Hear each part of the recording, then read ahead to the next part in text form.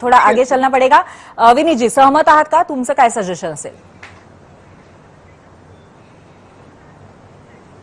नाही, माझं सजेशन एकच आहे की ही जी सिस्टीम आपण चालवतो त्याच्यामध्ये काय चुकलंय हे बघणं महत्वाचं आहे, कोणाचं चुकलं हे बघणं महत्वाचं नाहीये की हे डिझॉल्व्ह करणं किंवा हे करणं, याच्यापेक्षा याच्यातून पुढे जाऊन पुढच्या वर्षी जे 11वी 12वीची परीक्षा देऊन नीट देणार आहे त्यांना आपण काही आश्वस्त करू शकतो का की पेपर फुटणार नाही?